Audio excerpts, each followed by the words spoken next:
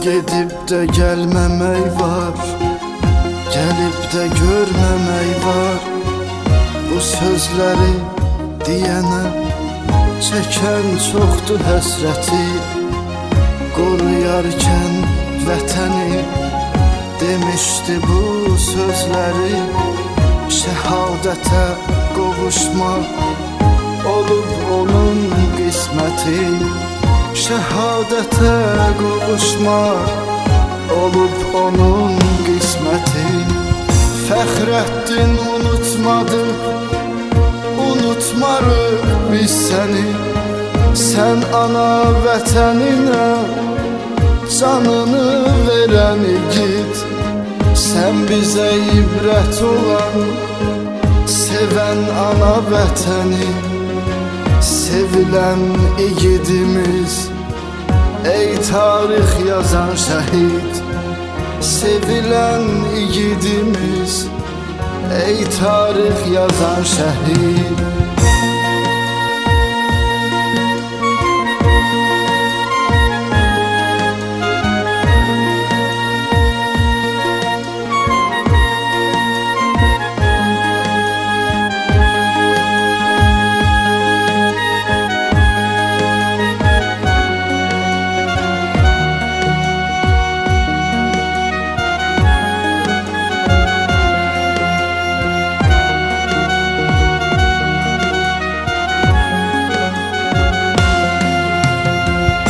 Ananın gözü yaşlı, atanın qəlbi dağlı.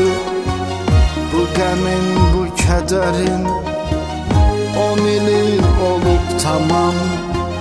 Yaşadır xatirələr, onları sənlə bağlı. Yaşadır hər birini adına layiq məqam. Yaşadır hər birini adına layiq məqam. Fəxrəddin unutmadı, unutmarıq biz səni. Sən ana vətəninə canını verən igid.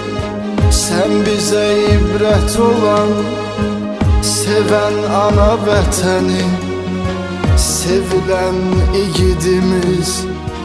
Ey tarix yazan şəhid, sevilən igidimiz. Ey tarix yazan şəhid.